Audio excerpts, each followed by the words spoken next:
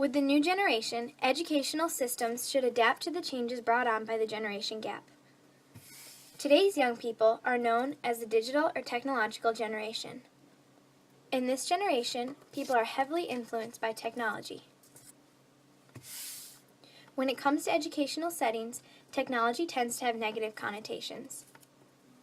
Instead of providing a flexible environment that adapts to the changes that are occurring in the generation, schools are putting up fences. They do this to shield their students from technological influences. However, this is impossible. According to the most recent statistics presented by the Institute of Educational Sciences, 80% of children in national kindergarten use computers. This number increases to 91% for students in grades 1 to 5.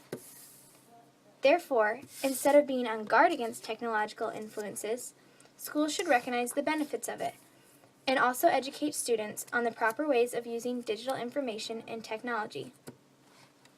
Teachers can still be adequate educators without implementing technology in the classroom.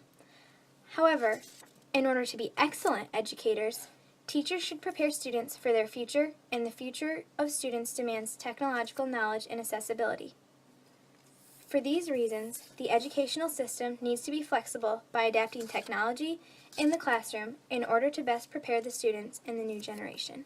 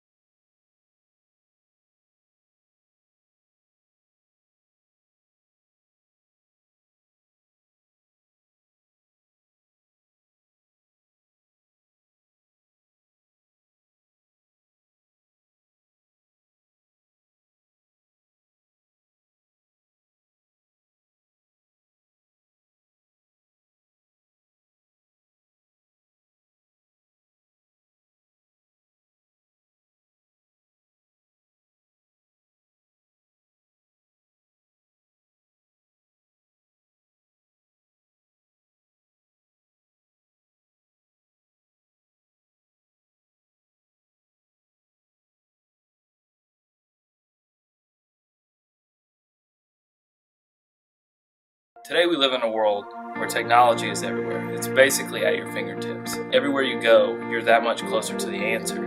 And with technology becoming more and more prominent in our society, it needs to be in the schools. Being able to use the iPad while teaching really helps me keep the kids up to date with what's going on in the world and how they're using technology on a daily basis, because everywhere we go, there's technology, and they have it right here at their fingertips. One of the funny things that I've found over the last year and a half of using the iPad in the classroom is that the kids get so involved they don't really realize they are learning as much as they're learning, and they just are just doing. And because everything is such an easy process, they're not stopped by, there's no roadblocks for them, and so they'll immediately get involved in something way further than you would have thought they would, and they don't realize they're not only learning, but they're kind of enjoying doing it as well. And that's just been a really neat thing to watch them grow and do things without really having to work at it or look at it as if it's work, because I think that changes their perception. When they believe they have to do something, or they don't understand why they need to do something, their tendency to want to do it is much lower. And with the iPads, they tend to just take right to them, and whatever it is we're doing with them, they just run with it. One of my favorite things to do in the morning is to put a QR code up on the smartboard.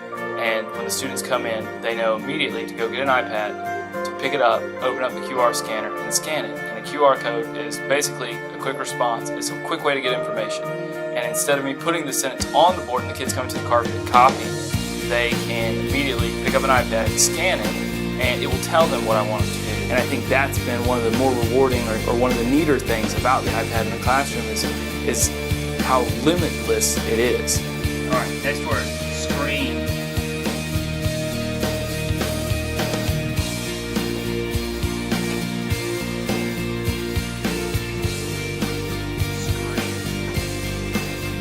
About the iPads and the iPods is that there's virtually no learning curve.